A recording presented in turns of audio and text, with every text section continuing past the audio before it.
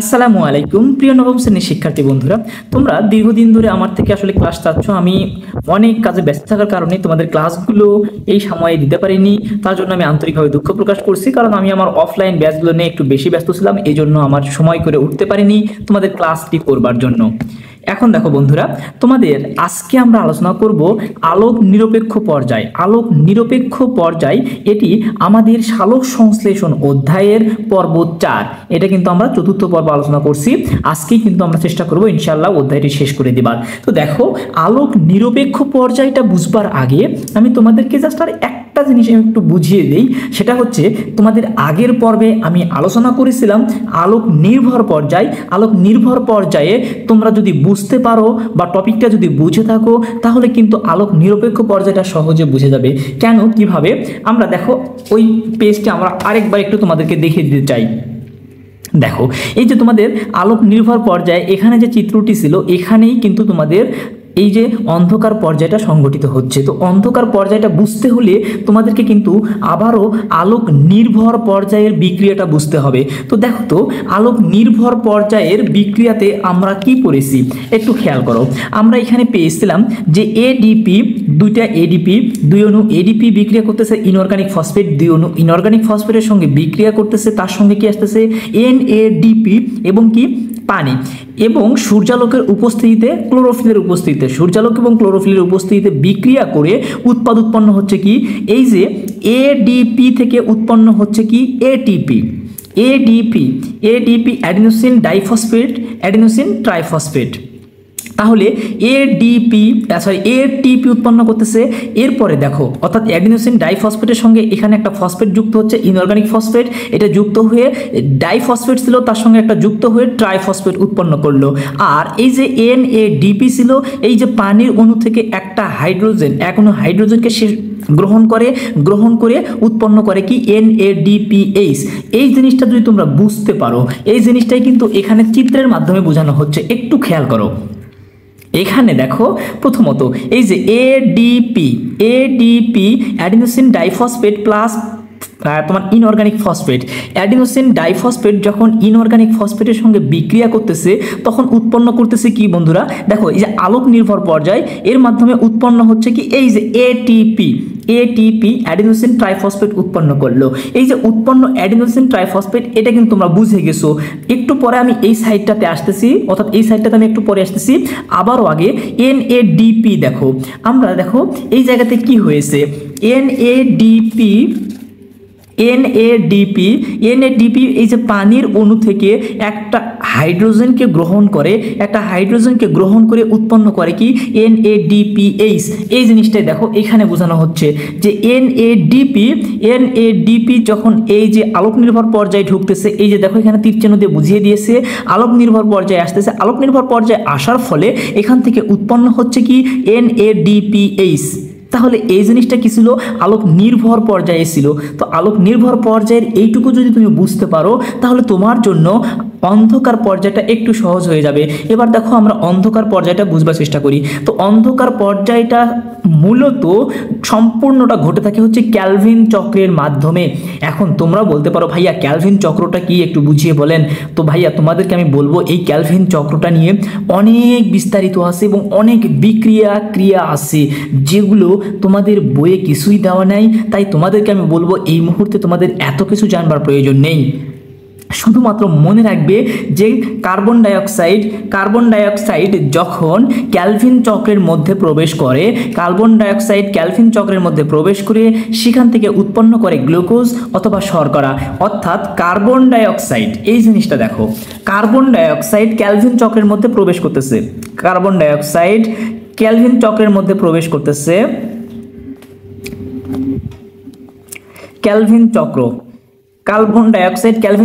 প্রবেশ করে উৎপন্ন করতেছে কি বন্ধুরা? গ্লুকোজ অথবা কি উৎপন্ন করতেছে? শর্করা। মানে গ্লুকোজকে আমরা কি বলি? একটা শর্করা বলি না? গ্লুকোজকে আমরা কিন্তু শর্করা বলে থাকি। তাহলে দেখো তো, এই যে কার্বন ডাইঅক্সাইড, এই কার্বন ডাইঅক্সাইডটা কোথায় আসলো? বায়ুর উপাদান কার্বন ডাইঅক্সাইড। অর্থাৎ আমরা যেটা ত্যাগ করতেছি, আমরা কিন্তু গ্রহণ করতেছি কি অক্সিজেন, এবং আমরা ত্যাগ করতেছি কি কার্বন ডাইঅক্সাইড। এই যে কার্বন ডাইঅক্সাইড অর্থাৎ বায়ুতে যে কার্বন ডাইঅক্সাইডটা আছে, আমরা সেটা চিন্তা করব যে বায়ুর কার্বন ডাইঅক্সাইড যখন কেলভিন চক্রের মধ্যে প্রবেশ করে, এই ক্যালভিন চক্র নিয়ে আমি তোমাদেরকে বললাম যে ক্যালভিন চক্র নিয়ে তোমাদেরকে এই মুহূর্তে বুঝতে হবে না এবং বুঝতে চেষ্টা করার দরকার নাই, কারণ এগুলো অনেক হার্ড টপিক এবং অনেকগুলো বিক্রিয়া এখানে সংঘটিত হয়, যার সিটে ফোটাও তোমাদের বইয়ে দেওয়া নাই। সুতরাং তোমাদের আপাতত শুধু মনে রাখতে হবে যে কার্বন ডাইঅক্সাইড যখন ক্যালভিন চক্রের মধ্যে প্রবেশ করে, ক্যালভিন চক্রের মাধ্যমে উৎপন্ন করে সেখান থেকে গ্লুকোজ বা শর্করা, অর্থাৎ এখান থেকে গ্লুকোজ উৎপন্ন হচ্ছে। আলোক তোমার হচ্ছে নিরপেক্ষ পর্যায় বা আলোক নিরপেক্ষ পর্যায়ের অপর নাম কিন্তু আমরা বলতে পারি অন্ধকার পর্যায়। আলোক নিরপেক্ষ পর্যায় অথবা লাইট ইন্ডিপেন্ডেন্ট ফেজ অথবা অন্ধকার পর্যায়। তাহলে অন্ধকার পর্যায়টা সংগঠিত হচ্ছে অ্যাকচুয়ালি কি যে কার্বন ডাইঅক্সাইড থেকে ক্যালভিন চক্র থেকে গ্লুকোজ। এখন তোমার বইয়ে এই চার্টটা আবারও একটু খেয়াল করো, এখানে তোমাদেরকে কয়েকটা জিনিস মনে রাখতে হবে। নাম্বার 1 সেটা হচ্ছে যেহেতু কার্বন ডাইঅক্সাইড ক্যালভিন চক্রে প্রবেশ করে সেখান থেকে শর্করা উৎপন্ন করতেছে বা গ্লুকোজ উৎপন্ন করতেছে, এই যে গ্লুকোজ বা শর্করা উৎপন্ন করতে গেলে শক্তির কিন্তু প্রয়োজন, কার্বন ডাইঅক্সাইড থেকে শক্তির প্রয়োজন। তো সেই শক্তিটার পাবে কোথায়, শক্তিটা আসবে কোথা থেকে? মনে রাখবা এই যে শক্তিটা দিচ্ছে কি, এই দেখো এটিপি অ্যাডিনোসিন ট্রাইফসফেট। কয়টা ছিল এখানে? 3টা ফসফেট ছিল। এটিপি কি করবে জানো? এটিপি এখানে শক্তি দিবে। দেখো এই যে তীর চিহ্ন দেখিয়ে দিয়েছে যে এটিপি এখানে চলে আসবে। এটিপি যখন ক্যালভিন চক্রে চলে আসবে তখন এটিপি কি করবে জানো? এটিপি তার একটা অতিরিক্ত ফসফেটকে ত্যাগ করবে। আমরা জানি এটিপি মানে কি অ্যাডিনোসিন ট্রাইফসফেট, অর্থাৎ এখানে ফসফেট আছে কয়টা? 3 অণু ফসফেট। এই 3 অণু ফসফেট থেকে এটিপি একটা ফসফেটকে ত্যাগ করবে, একটা ফসফেটকে কি করবে? ত্যাগ করে উৎপন্ন করবে কি এডিপি অ্যাডিনোসিন ডাইফসফেট। এই যে দেখো এখানে কিন্তু সেটাই বোঝানো হচ্ছে যে এটিপি যখন ক্যালভিন চক্রে প্রবেশ করলো মানে হচ্ছে এটিপি শক্তি দিবে। কোথায় দিবে? ক্যালভিন চক্রকে। এটিপি ক্যালভিন চক্রকে শক্তি দিয়ে সেখান থেকে উৎপন্ন করবে এডিপি অ্যাডিনোসিন ডাইফসফেট এবং তার সঙ্গে কি ইনঅর্গানিক ফসফেট, অর্থাৎ ইনঅর্গানিক ফসফেট এখান থেকে আবার উৎপন্ন করবে। তাহলে দেখো তো এটিপি ক্যালভিন চক্রে প্রবেশ করে সেখান থেকে এডিপি উৎপন্ন করবে। এবং আরেকটা জিনিস খেয়াল করো, এখানে শক্তি শুধুমাত্র এটিপি দিবে না, এখানে শক্তি দিবে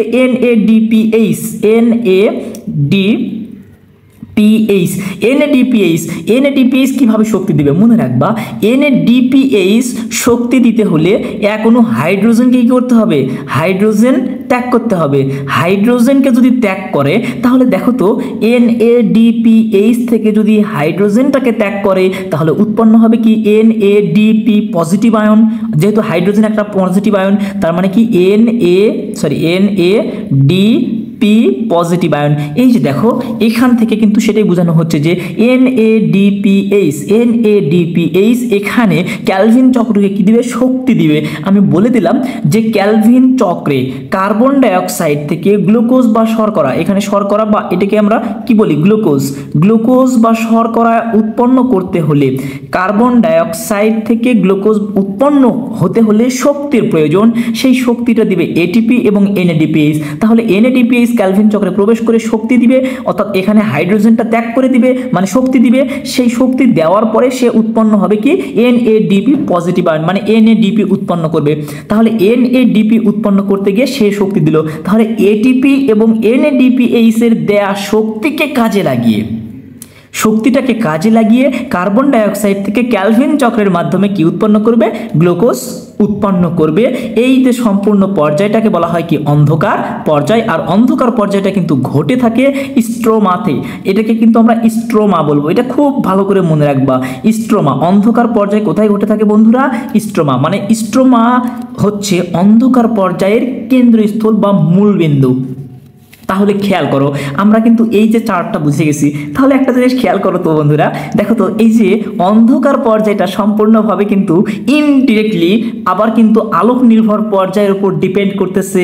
আমরা বলতে পারি যেহেতু আলোক নির্ভর পর্যায়ের এটিপি এবং এনএডিপিএইচ থেকে শক্তি নিয়ে ক্যালভিন চক্রের সাহায্যে কার্বন ডাইঅক্সাইড থেকে গ্লুকোজে পরিণত হচ্ছে, এটাই কি ছিল অন্ধকার পর্যায়। তাহলে অন্ধকার পর্যায়ের জন্য আবারও কি আলোক নির্ভর পর্যায়ের উপর কি ডিপেন্ড করতে হচ্ছে। তাহলে অন্ধকার পর্যায়টা তোমরা নিশ্চয়ই বুঝে গেছো মূল থিমটা। এখন দেখো আমরা একটু এখান থেকে পড়ে বুঝবার চেষ্টা করি, তাহলে কিন্তু তুমি সহজে বুঝে যাবে। একটু খেয়াল করো তো, তাহলে দেখো তোমাদের এখানে আরেকটা জিনিস একটু বলে রাখা ভালো, যে আলোক নিরপেক্ষ পর্যায়ের জন্য তাহলে বিক্রিয়ক কোনটা কোনটা একটু খেয়াল করো তো। কার্বন ডাইঅক্সাইড একটা বিক্রিয়ক না, কারণ কার্বন ডাইঅক্সাইড থেকে গ্লুকোজ উৎপন্ন করতেছে, তার মানে গ্লুকোজ একটা উৎপাদ, তাহলে কার্বন ডাইঅক্সাইড একটা বিক্রিয়ক। আবার দেখো তো এটিপি এর মধ্যে ঢুকতেছে, তার মানে এটিপিও একটা বিক্রিয়ক। আবার দেখো তো এনএডিপিএইচ এর ভিতরে ঢুকতেছে, মানে শক্তি দিচ্ছে, তার মানে এনএডিপিএইচও একটা বিক্রিয়ক। তাহলে বিক্রিয়ক হচ্ছে এটিপি, এনএডিপিএইচ এবং কি কার্বন ডাইঅক্সাইড, এই তিনটা বিক্রিয়ক এবং উৎপাদ উৎপন্ন করতেছে কি গ্লুকোজ, এডিপি অ্যাডিনোসিন ডাইফসফেট এবং কি তোমার হচ্ছে ইনঅর্গানিক ফসফেট, তার সঙ্গে এনএডিপি পজিটিভ আয়ন। তাহলে এই তিনটা হচ্ছে এখানে বিক্রিয়ক আর এখানে দুইটা এবং এটা হচ্ছে উৎপাদ। তাহলে এই যে তোমাদের আলোক নিরপেক্ষ পর্যায়ে মূল থিমটা বুঝে গেছো। এখন আমরা বই থেকে একটু পড়বার চেষ্টা করি, খুব দ্রুত পড়বো, ইনশাল্লাহ তোমরা সহজে বুঝে যাবে। বেসিক টিমটা তোমার হচ্ছে বিষয়গুলো যদি বুঝতে পারো। এখানে দেখো সালোক সংশ্লেষণের আলোক নির্ভর পর্যায়ে আলোক শক্তি ব্যবহার করে যে এটিপি এবং এনএডিপিএইচ সৃষ্টি হয় সেগুলোকে শক্তির উৎস হিসেবে ব্যবহার করে আলোক নিরপেক্ষ পর্যায়ে বাতাস থেকে কার্বন ডাইঅক্সাইড গ্রহণ করে কার্বোহাইড্রেট বা সুগার তৈরি করে বা তোমার হচ্ছে শর্করা তৈরি করে। দেখো এটাই কিন্তু বলছে, কি বলছে যে এটিপি এবং এনএডিপিএইচ থেকে শক্তি নিয়ে এবং বাতাসের কার্বন ডাইঅক্সাইড, আমরাও তাই করলাম, এটিপি এবং এনএডিপিএইচ কে নিলাম এবং কার্বন ডাইঅক্সাইড নিলাম, নিয়ে ক্যালভিন চক্রের মাধ্যমে গ্লুকোজ পরিণত করলাম। তাহলে বুঝে গেছো। এবার খেয়াল করো, এটিপি এবং এনএডিপিএইচ থেকে শক্তি গ্রহণ করার পর সেগুলো যথাক্রমে এডিপি এবং এনএডিপি তে রূপান্তরিত হয়। এই যে খেয়াল করো, এটিপি শক্তি দেওয়ার পরে উৎপন্ন করলো এডিপি এবং এনএডিপিএইচ শক্তি দেওয়ার পরে উৎপন্ন করলো এনএডিপি। পজিটিভ আয়নটা না লিখলেও চলবে, না বললেও চলবে। তাহলে এনএডিপি তে রূপান্তরিত হয় এবং আলোক নির্ভর পর্যায়ে সেগুলো পুনরায় শক্তি সঞ্চার করে। তাহলে এই যে খেয়াল করো, আলোক নির্ভর পর্যায়ের জন্য এই জিনিসগুলো কি আবারও বিক্রিয়া করতেছে, কারণ এই দুইটা হচ্ছে আলোক নির্ভর পর্যায়ের বিক্রিয়ক। এই যে খেয়াল করো, আলোক নির্ভর পর্যায়ের বিক্রিয়ক, এই যে এডিপি এবং কি এনএডিপি আর তার সঙ্গে কি ইনঅর্গানিক ফসফেট, মানে আলোক নির্ভর পর্যায়ের জন্য যেটা বিক্রিয়ক আর হচ্ছে আলোক নিরপেক্ষ পর্যায়ের জন্য সেটা কি উৎপাদ। বুঝতে পারছো? কারণ এখানে এটা হলো আলোক নির্ভর পর্যায়ের বিক্রিয়ক, যা উৎপন্ন করতেছে সেগুলো আবার অন্ধকার পর্যায়ের বিক্রিয়ক হিসেবে কাজ করতেছে, আর এটাতে যেটা বিক্রিয়ক হিসেবে কাজ করতেছে সেটা আবার অন্ধকার পর্যায়ের তোমার হচ্ছে উৎপাদ হিসেবে কাজ করতেছে। তাহলে ব্যাপারটা কিন্তু আলোক নির্ভর পর্যায় এবং আলোক নিরপেক্ষ পর্যায় দুটো কিন্তু একটা আরেকটার সঙ্গে রিলেটেড বা একটা আরেকটার উপর নির্ভরশীল।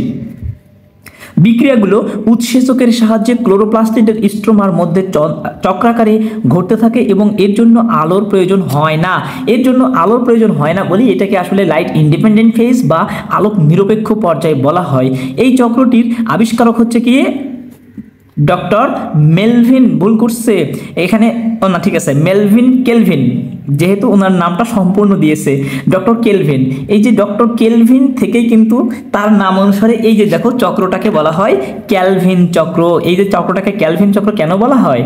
ডক্টর ক্যালভিন সর্বপ্রথম এই যে অন্ধকার পর্যায়টার আবিষ্কার করেন বা অন্ধকার পর্যায়টার সম্পর্কে ধারণা দেন, এই জন্য তার নাম অনুসারে এই তোমার হচ্ছে চক্রটাকে বলা হয় ক্যালভিন চক্র।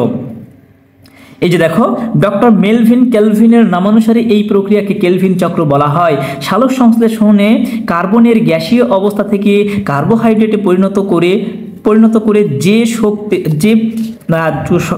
পরিণত করে যা পৃথিবীর অন্যান্য জীব ব্যবহার করতে পারে, একে কার্বন ফিক্সেশন বা কার্বন সংবন্ধন বলে।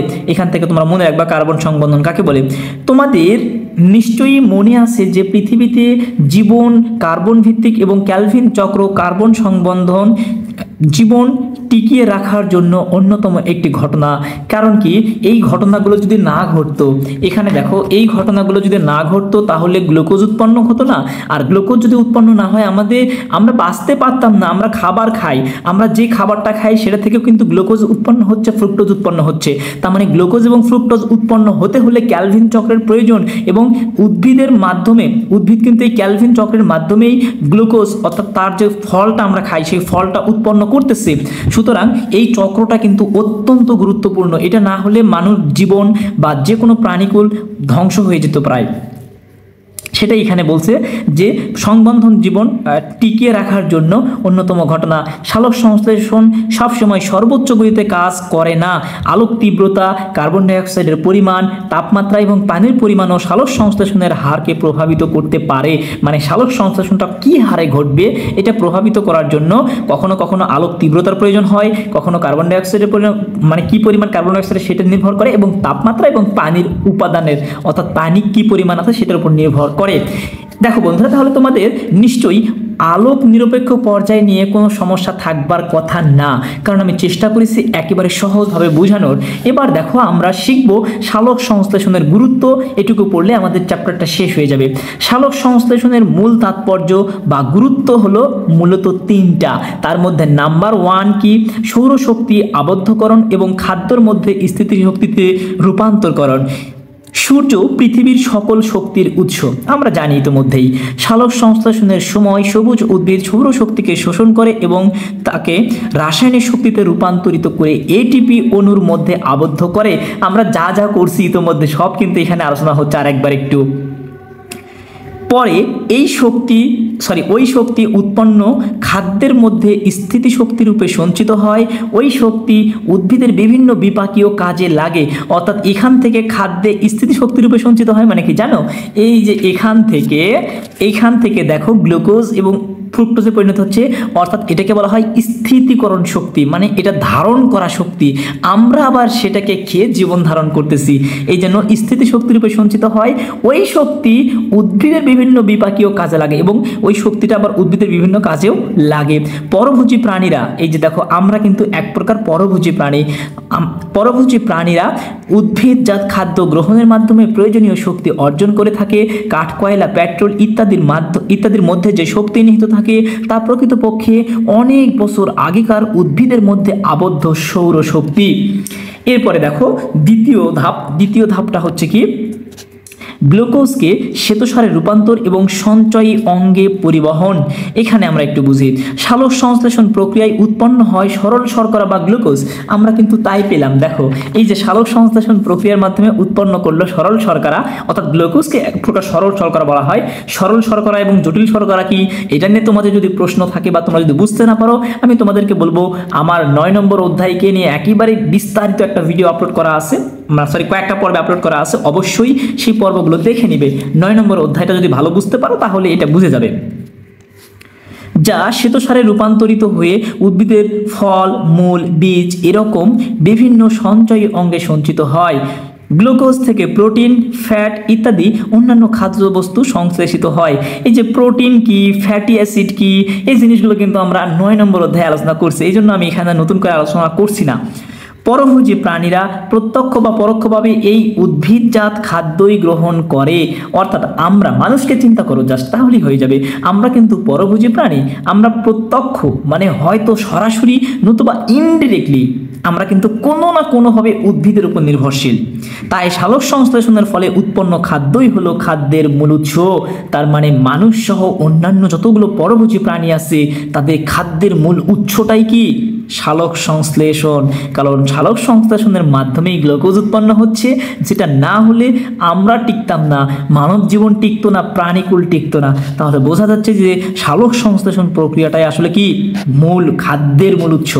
এরপরে দেখো বন্ধুরা 3 নম্বর ধাপে কি বলতেছে, পরিবেশে অক্সিজেন ও কার্বন ডাই অক্সাইডের ভারসাম্য রক্ষা করা। হ্যাঁ, পরিবেশে অক্সিজেন আমরা যে গ্রহণ করতেছি অক্সিজেন এবং কার্বন ডাই অক্সাইড ত্যাগ করতেছি, এই যে এই ভারসাম্যটা রক্ষা করে কি উদ্ভিদকুল। তার মানে উদ্ভিদকুল এই যে তোমার হচ্ছে অক্সিজেন ত্যাগ করতেছে, কার্বন ডাই অক্সাইড গ্রহণ করতেছে, এই প্রক্রিয়াটা ঘটানোর জন্যও কিন্তু সালোক সংশ্লেষণ প্রয়োজন, সেটাই এখানে বলা হচ্ছে। দেখো, বায়ুমণ্ডলে কার্বন ডাই অক্সাইড গ্যাসের স্বাভাবিক পরিমাণ হলো 0.04%। এটা মনে রাখবা, এমসিকিউ এর জন্য কাজে লাগবে। অক্সিজেন এর স্বাভাবিক পরিমাণ হচ্ছে 21%। সালোক সংশ্লেষণের সময় সবুজ উদ্ভিদরা কার্বন ডাই অক্সাইড গ্রহণ করে। হ্যাঁ, সালোক সংশ্লেষণের সময় কার্বন ডাই অক্সাইড গ্রহণ করে। এই যে খেয়াল করো, কার্বন ডাই অক্সাইড গ্রহণ করো, ক্যালভিন চক্রের মাধ্যমে গ্লুকোজ উৎপন্ন করতেছে। তার মানে কি কার্বন ডাই অক্সাইড কি করে গ্রহণ করে। কার্বন ডাই অক্সাইড গ্রহণ এবং অক্সিজেন বর্জনের মাধ্যমে, অক্সিজেন বর্জন করতেছে কোনটাতে, এই যে দেখো আলোক নির্ভর পর্যায়ে পানি এবং আলোর উপস্থিতিতে বিক্রিয়া করিয়ে অক্সিজেন ত্যাগ করেছিল, সেই অক্সিজেন ত্যাগকৃত অক্সিজেনটাকে আমরা আবার গ্রহণ করি, অর্থাৎ নিঃশ্বাসের সাহায্যে আমরা আবার গ্রহণ করি। এইখানে বলছে যে অক্সিজেন বর্জনের মাধ্যমে পরিবেশের অক্সিজেন এবং কার্বন ডাই অক্সাইডের ভারসাম্য রক্ষা করে। আমরা গ্রহণ করতেছি অক্সিজেন, যেটা আলোক নির্ভর পর্যায় থেকে আসতেছে, আবার আমরা যে ত্যাগ করতেছি কার্বন ডাই অক্সাইড, সেই কার্বন ডাই অক্সাইডটা আলোক নিরপেক্ষ পর্যায়ের সাহায্যে উদ্ভিদ শোষণ করতেছে, অর্থাৎ উদ্ভিদ এবং মানুষের মধ্যে একটা সামঞ্জস্য বা এই যে অক্সিজেন এবং কার্বন ডাই অক্সাইডের মধ্যে একটা ভারসাম্য রক্ষা করতেছে, সম্পূর্ণটা করতেছে কি সালোক সংশ্লেষণ। তোমরা বুঝতে পারতেছো যে সালোক সংশ্লেষণের গুরুত্ব আসলে কতটা বেশি। তো বন্ধুরা, আমরা চেষ্টা করলাম সালোক সংশ্লেষণ নিয়ে একেবারে সংক্ষিপ্তভাবে এবং সহজভাবে ভেঙে ভেঙে আলোচনা করবার। তোমরা, আমার বিশ্বাস তোমরা নিশ্চয়ই বুঝে গিয়েছো। তারপরও যদি কোনো সমস্যা থাকে অবশ্যই আমাকে কমেন্টসে জানিও। আর যদি ভিডিওটি তোমাদের কাছে ভালো লেগে থাকে বা ইনফরমেটিভ মনে হয়, বন্ধুদের মাঝে বেশি বেশি শেয়ার করে দিও, কারণ তোমাদের একটি লাইক, কমেন্টস এবং শেয়ার আমাকে ভিডিও করবার অনেক বেশি অনুপ্রেরণা দেয়। ধন্যবাদ।